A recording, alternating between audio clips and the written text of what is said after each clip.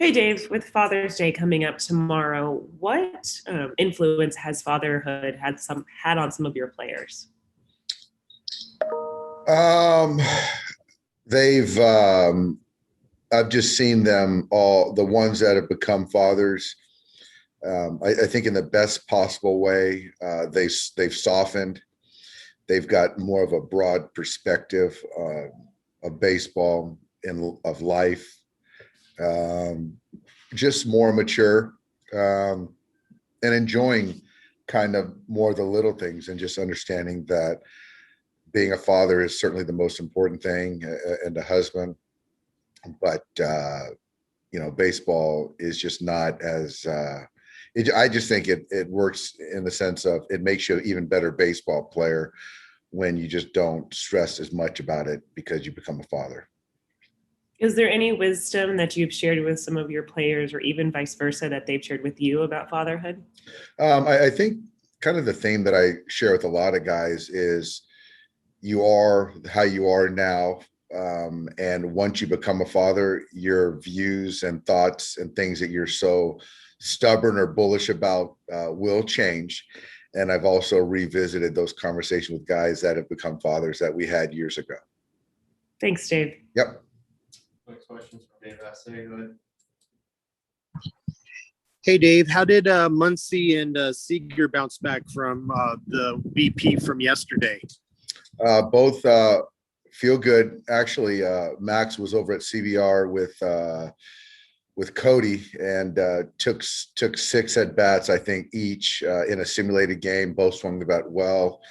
I think Max even homered, got some hits, both guys, and run the bases. So Cody played defense.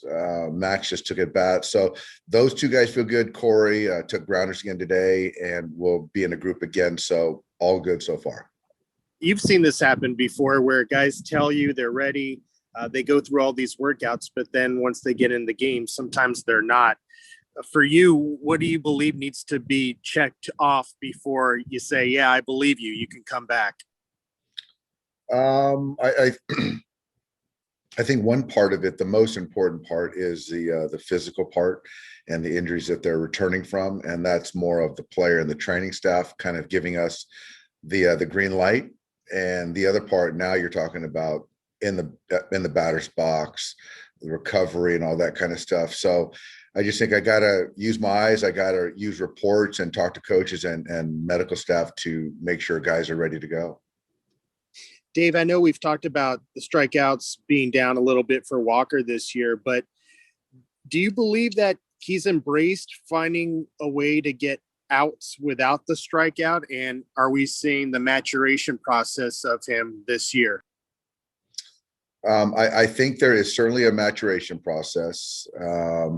I don't know if he's embraced it. I think that all pitchers love the strikeout. But I think he understands that it's still in there when he needs it. But there is a managing each start in a regular season component that I think that he understands that the value in that. Thank you, Dave. Yep. Next question's from Kerry Osborne. Go ahead. Hi, Dave.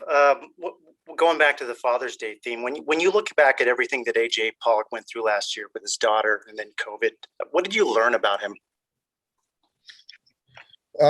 What did I learn about him?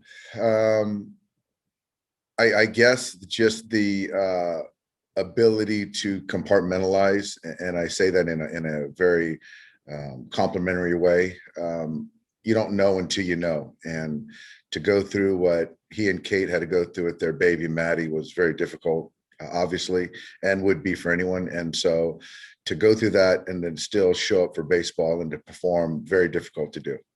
Thanks, Dave. Yeah. Next question's from Cliff Macias. Go ahead.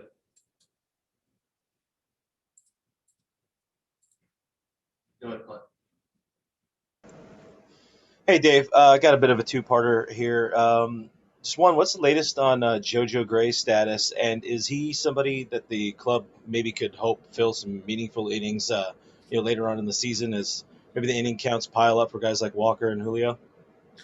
That was sort of the plan at the outset of the season, but with JoJo, I think he's just maybe playing catch. I don't think he's throwing pens or let alone facing hitters. So he's sort of a ways down the road.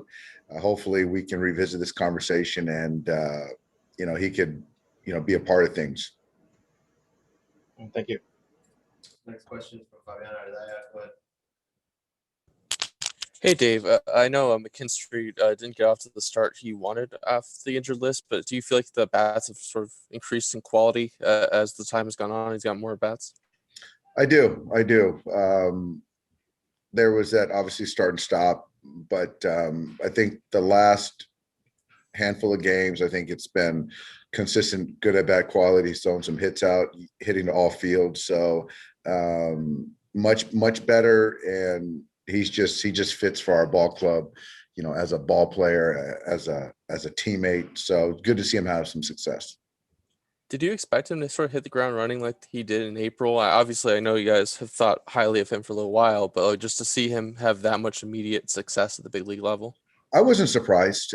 You never know how much success a guy might or might not have, but I think his ability to control the zone, you hit to all fields. I think those are components, and he just isn't scared. I think he has a good pulse, and he just doesn't run from things. And even against a left-hander, he'll stay in there and, shoot the ball the other way if he needs to. I know you guys have valued like multi-positional versatility a lot, and a lot of different guys like Chris Taylor's perfect example, Kike Hernandez in years past. I mean, how much does Zach sort of fit into sort of that kind of mold? Obviously, because you've used him all over the field and you value that bat. He fits that mold. I think, when you're looking at that, you're looking at a guy that can play the middle of the diamond. And I think Zach can do that, as well as the corners in the outfield. He's left-handed, which is different than the other two guys you'd mentioned.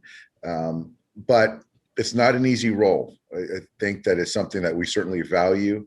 But to be able to kind of find out that day where you're going to play, to come into a game, hit different parts of the order, not play every day, it's hard. And it took CT a little bit of time, and Kike obviously a little bit of time, but Zach's kind of cut in that same cloth, which is obviously of value to our ball club. Thanks, Dave. Yeah. Last one's from Eric Steven. Go ahead. Dave, with Zach, Go there. sorry about that. Do you think with Zach having Chris Taylor around sort of in his ear has helped him in that regard? Just, learning the ropes a little bit? Absolutely. I don't know how much CT is in anyone's ear, but just to be able to see how Chris approaches each day, how he prepares, how he works before games, huge value. Absolutely.